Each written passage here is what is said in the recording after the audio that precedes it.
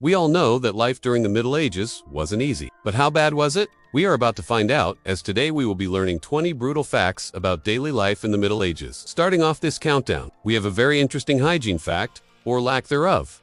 People rarely bathed. Now, it's not because they didn't understand the concept of cleanliness, but rather because water was actually feared. Back then, doctors believed that bathing would open your pores and allow diseases to enter your body. So most people only bathed once or twice a year, if that, and when they did bathe, they'd use cold water, which probably didn't help the aches and pains of everyday life. But hey, at least they bathed. This next one is even worse. Speaking of baths, why people didn't bathe that often? They did use urine as a cleaning agent. The urine of a wolf was thought to be especially effective at removing warts, and urine was even put into gargles to help with gum disease and sore throats. It was also used to clean clothes and was used instead of soap. Yeah, let's just hope it was clean urine. But now it's time to head to the barbershop. And yes, when men went to get their hair cut, they knew that it was a risk. See, back then, barbers were also surgeons. They set broken bones, removed moles, and pulled out unwanted hairs. Imagine getting an ingrown hair right as you're paying for your haircut. That barber isn't going to help you.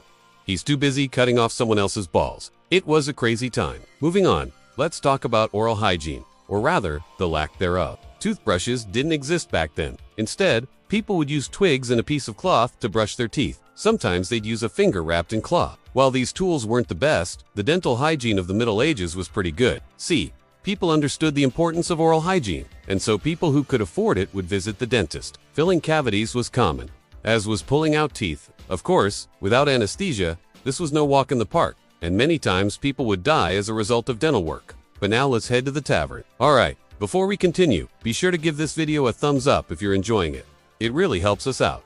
Also, don't forget to subscribe. Anyways, moving on. We all know that drinking water can keep you healthy and prevent diseases. So why then was ale safer to drink than water? Well, it's because water was often contaminated with animal waste and human waste. This made water extremely dangerous to drink. In fact, many people died from stomach diseases that resulted from drinking water. So naturally, people started looking for other options. Meat and cider were sometimes drank, but ale became the drink of choice because it went through a boiling process, killing any bacteria in the water. So when you're in the tavern, order yourself an ale. But if you want something non-alcoholic, you're in luck, because there was a huge variety of salt and spices available. You know, for the time period, the medieval diet consisted mainly of bread, cheese, and vegetables. Of course, this varied depending on where you lived. If you lived by the coast, fish was more common, but overall, the diet was quite bland. So salt and spices were brought in to add flavor to food. The problem was that they were expensive, so only the rich could enjoy them. And this created a monopoly. Kings would make laws that limited the amount of salt and spices that commoners could buy.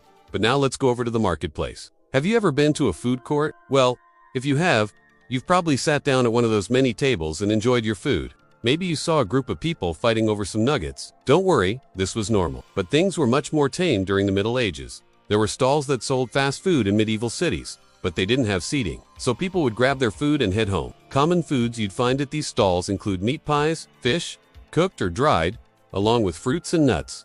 Not exactly a healthy meal, but at least it was quick. And speaking of food, let's talk about the bread. Sure, bread is delicious, but in the Middle Ages, you might not have liked what was inside of your bread. See, flour was expensive. So, to lower costs, sawdust and plaster were sometimes put into the bread dough. Sawdust? What? Also, the bread was usually black because it was cooked in a brick oven. The poor would have to settle for whatever bread they could get. And during harvest season, they were lucky if they got a loaf of bread that didn't have sawdust in it. Next, let's talk about clothing. Or rather, let's talk about the lack of clothing. You see, during the Middle Ages, peasants wouldn't change their clothes for months. Sometimes they would only change their underwear once a year. I mean, that's not even possible. But people back then would literally wear the same clothes until they fell apart. This led to a horrible stench coming from many people. And lice were also a problem. They would jump from person to person and could be found anywhere.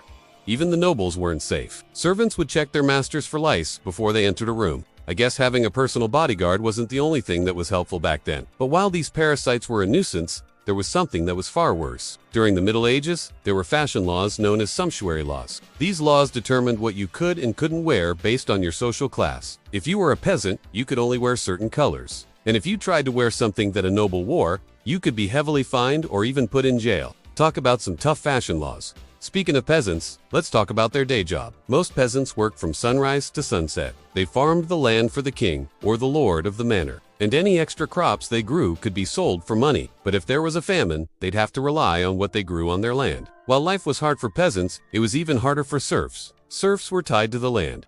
They could not leave or they'd be heavily fined. They also had to pay rent to the lord of the manor and give him a portion of their crops. And now it's time to head home with the peasants. Oh, wait, never mind. Let's just take a quick look inside their house first. See? Houses weren't built very well. They had dirt floors, no chimneys, and the roof barely kept the rain out. They'd often have to share their home with pigs and chickens, and there was usually a hole in the wall that served as a door. The furniture was also very basic, and most of the year they'd have to sit on benches. Come summertime though, straw mattresses would appear, and those were slept on. But now it's time to head to bed. But maybe we should hold off on that, because this next fact might wake you up. During the Middle Ages, people believed that werewolves and witches were real.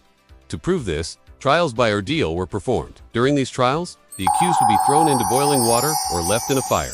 If they were innocent, they'd be unharmed. If they were guilty, they'd either be burned to death or get severe burns. What kind of sick logic is that? Now, if you made it this far, you deserve a nice bedtime story. Well, here's one. During the Middle Ages, most people couldn't read or write. Many couldn't even tell the time. They'd have to rely on the sound of church bells to dictate their lives. For example, when the bell would ring in the morning, people would wake up. When the bell rang at noon, they'd eat lunch. When it rang in the afternoon, they'd stop working and rest. And when it rang in the evening, they'd eat dinner. And finally, when it rang in the late evening, they would go to bed. And finally, let's wrap things up with one last fact about daily life in the Middle Ages. Festivals were fun. No, seriously, they were loud, chaotic, and often violent. During festivals, people would drink and party all night and into the next day. They'd parade around the city, make merry, and cause general mayhem. But really, that's putting it nicely. During festivals, people would engage in fisticuffs, get drunk, start fights, and sometimes even die. Now we want to hear from you. What was the most shocking fact about daily life in the Middle Ages?